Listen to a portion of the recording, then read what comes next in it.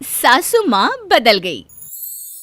कहानी उस घर की है जहाँ बहू और बेटी को एक माना जाता था, लेकिन फिर अरे शिखा बेटा, तू रसोई में क्यों घुसी रहती है? जा, रोटी मैं बना लूंगी। नहीं नहीं माँ जी, आप बैठिए, बस सारा खाना बन ही गया है। श्वेता को बोल देती हूँ, वो खाना लगा देगी सबका। सॉरी भाभी, मेरे पास वक्त नहीं है। माँ, मुझे पैसे देना, पार्लर जाना है। हाँ हाँ चली जाना, भाभी को भी ले जाना। वो भी जाने को बोल रही थी पार्लर, पर पहले ना मदद कर दे उसके खाना लगाने में। देख माँ, वो बहू है, उसे बहू रहने देना, इतना सर पर मत चढ़ा भाभी को। श्वेता, ज्यादा मत बोला कर। बहू और बेटी में कोई फर्क नहीं होता है। जा जाकर काम कर। ननद को माँ का भाभी से इस तरह प्यार करना बिल्कुल अच्छा नहीं लगता। वो बार बार किसी न किसी तरह माँ को भाभी के खिलाफ भड़काती रहती, लेकिन कोई फायदा ना होता। एक रोज, अरे बेटे किशन, जा बहू को कहीं घुमा कर ला, सारा दिन घर में काम करती रहती है। हाँ हाँ माँ, हम लोग जा रहे हैं ना गोवा। अच्छा जी, भाभी ने तो हमें बताया भी नहीं। वैसे तो सारी पंचायत करती है, ये गोवा वाली बात क्यों छुपा गई हमसे? अरे क्योंकि उसे खुद नहीं पता था बहन। मुझे टिकट सस्ती मिल रही थी तो मैंने बुक कर दिया।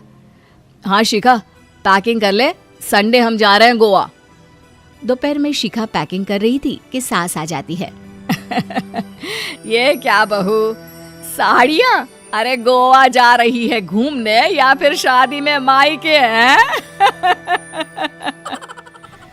माँ जी, ऐसा कुछ है ही नहीं, समझ में नहीं आ रहा क्या रखूं कपड़े में। अरे तेरी और श्वेता की साइज तो एक ही है, उसके कुछ मॉडर्न कपड़े ले ले, आकर लौटा देना।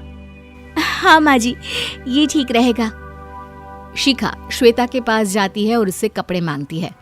ना जी ना, मैं अपने कपड़े ना दूं, वैसे भी फैल जाएंगे मेरे कपड़े, बहुत महंगे वाले हैं। शिखा मुंह लटकाकर कमरे में आ जाती है तो सास कहती है, चल तैयार हो जा, तुझे मैं शॉपिंग करा कर लाती हूँ गोवा की।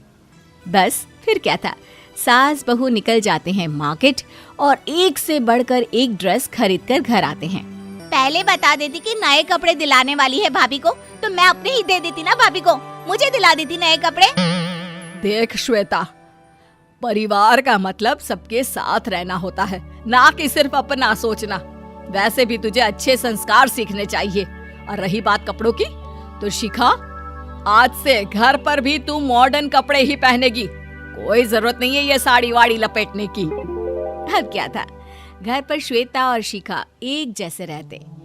एक बार पड़ोसन आती है। अरे बेटा, अपनी माँ को तो बुलाना जरा, बात करनी है। शिखा सास को बताती है और रसोई में चली जाती है। ये आपकी बेटी बहुत बड़ी हो गई है, इसके लिए एक रिश्ता है, कहो तो बता दूं। ये बेटी नहीं बहू है, घर में सब एक जैसा ही रहता है। वैसे मेरी बेटी भी बड़ी हो गई है, कोई रिश्ता हो तो जरूर बताना। पड़ोसन रिश्ता लेकर उन लोगों के घर आती है। तब श्वेता की होने वाली सास कहती है, तो ये घर है, कितने मंजिल का है? और ये बहू ने आपकी क्या पहन रखा है, जीन्स टॉप? अरे भाई, साड़ी वाड़ी नहीं है क्या इसके पास? देखिए, सर्दी है तो साड़ी में बहू कैसे मैनेज करती, वैसे पहनती है साड़ी भी। देखिए, हम लोग ठहरे पैसे वाले लोग, कोई कमी नहीं है हम लोगों के पास पैसों की, बहुत पैसे हैं, जमीन, नौकर चाकर, कार, सब कुछ है, लेकिन घर में संस्कारी बहू चाहिए। समझ रही हैं ना आप? सास कुछ कहती कि श्वेता बोल पड़ती है, हाय रे, नौकर चाकर से लेकर जमीन, कार, पैसा, हाँ हाँ मुझे रिश्ता मंजूर है, मंजूर है मुझे। अरे रुक जा श्वेता, मैं बात कर रही हूँ ना।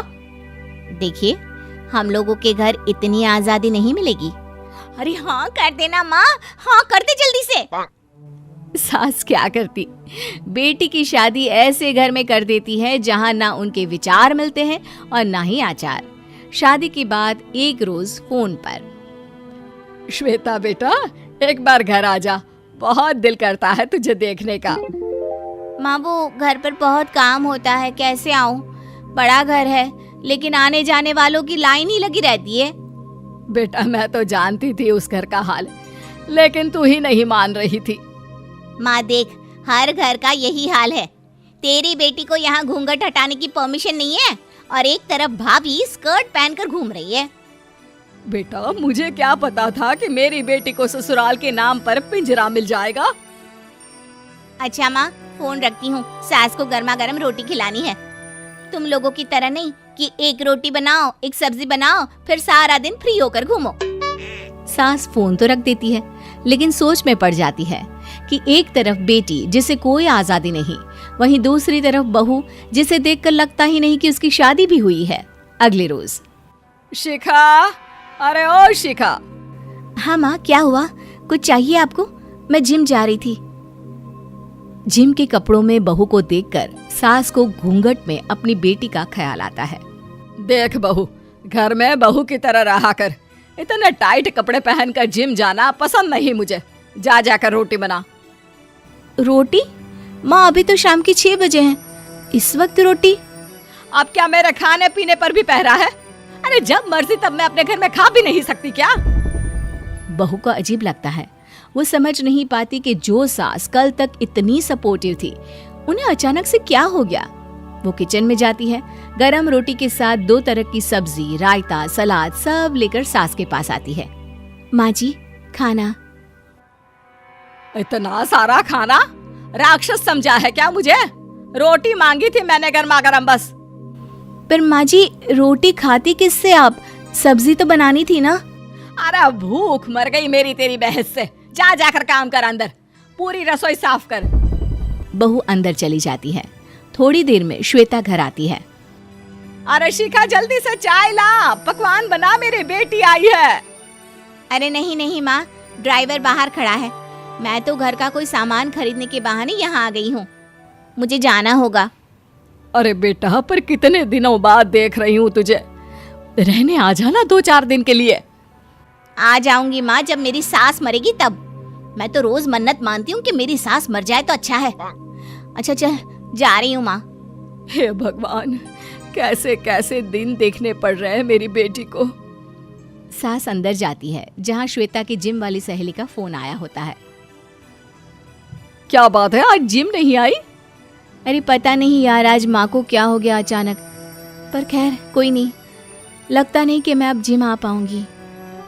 शिखा स्पीकर पर बात कर रही थी, जिसे सास सुन रही थी। यार ये सास ना होती ही ऐसी है। मैं तो कहती हूँ बुढ़िया जल्दी मरे और तू आराम से जिए। शिखा को सहेली की बात पर गुस्सा आ जाता है। माँ के मरने की कौन सा बच्चा दुआ मांगता है मोहिनी?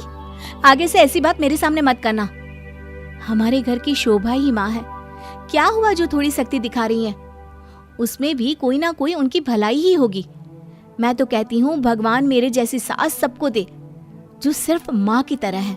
सास वाली तो कोई बात ही नहीं है उनमें। सास ये बात सुन रही थी। उनकी आंख में आंसू आ जाते हैं कि क्यों वो बेटी की किस्मत में बहू को भी भागीदार बना रही थी।